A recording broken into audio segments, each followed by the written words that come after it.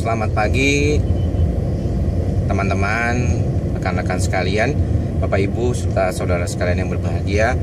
Berjumpa kembali dengan saya Dr. Andri, spesialis kedokteran jiwa dari Rumah Sakit Omni Alam Sutera Tangerang.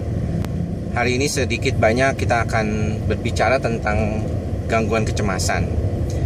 Banyak pasien yang masih bingung, bahkan dokter sekalipun, tentang sebenarnya apa yang disebut gangguan kecemasan. Mengapa namanya bisa demikian? Karena kalau kita berpikir mungkin kecemasan adalah suatu hal yang wajar dan biasa kita temukan sehari-hari. Namun demikian kita mengetahui bahwa gangguan kecemasan adalah suatu penyakit jiwa yang mempunyai ciri dan khas tertentu. Ada bedanya dengan kecemasan biasa yang mungkin biasa dialami oleh pasien-pasien ataupun kita semua. Kalau kita cemas biasa, misalnya kalau kita ingin berpergian, malamnya kita menjadi sulit tidur. Kemudian kalau kita mau melakukan wawancara, atau kita misalnya ingin mengikuti ujian misalnya, dan akhirnya kita sulit untuk nyaman dengan diri kita pada saat mau menjelang ujian tersebut. Ini yang disebut kecemasan biasa. Biasanya ketika pemicunya sudah hilang, maka orang tersebut menjadi seperti normal kembali, tidak mengalami kecemasan yang terus-menerus. Yang paling penting diingat pada orang yang mengalami gangguan kecemasan yang termasuk dalam penyakit adalah bahwa kecemasannya tersebut berlangsung secara terus-menerus, konsisten, dengan frekuensi kecemasan yang semakin lama kadang-kadang semakin tinggi.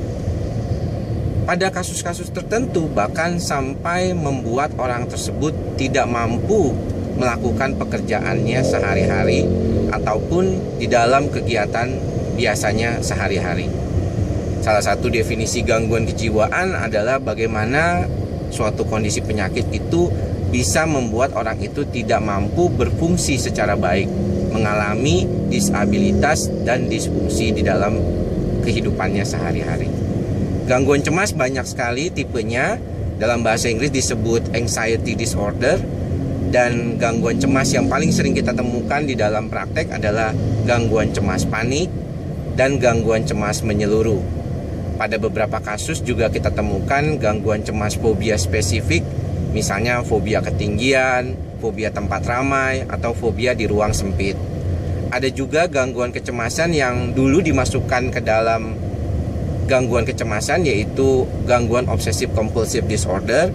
Walaupun di Amerika kriteria gangguan obsessive compulsive disorder atau disingkat OCD itu sudah dikeluarkan dari gangguan kecemasan dan masuk ke dalam gangguan sendiri. Kita melihat gangguan panik biasanya terjadi dalam hitungan tiba-tiba, ya, pasien merasakan adanya suatu gejala fisik yang tiba-tiba, misalnya berdebar-debar, sesak napas, keluar keringat dingin, lambungnya terasa penuh dan ingin muntah, yang biasanya juga dikaitkan dengan suatu kondisi kekhawatiran atau ketakutan akan menjadi pingsan atau tidak mampu mengendalikan diri lagi. Beberapa pasien tertentu sering mengalami ketakutan akan mati. Berbeda dengan gangguan kecemasan menyeluruh, biasanya pasien gangguan panik mengalami gangguannya secara tiba-tiba tanpa pemicu. Sedangkan pada gangguan cemas menyeluruh, biasanya pasien mengeluh dirinya khawatir yang berlebihan. Bahkan di dalam DSM-5 sekarang dikatakan gangguan cemas menyeluruh dan gangguan kekhawatiran. Jadi adanya over worried. Biasanya banyak hal yang bisa menjadi kekhawatiran dari pasien yang mengalami gangguan kecemasan menyeluruh, baik terhadap dirinya maupun orang lain. Pada kasus-kasus yang ditemukan di klinik psikosomatik Rumah Sakit Omni, kebanyakan adalah kekhawatiran akan mengalami gangguan penyakit yang berat. Demikian sekilas tentang gangguan kecemasan. Di lain kesempatan saya akan lebih mendetil tentang macam-macam tipe gangguan kecemasan tadi. Semoga informasi ini bermanfaat. Salam sehat jiwa.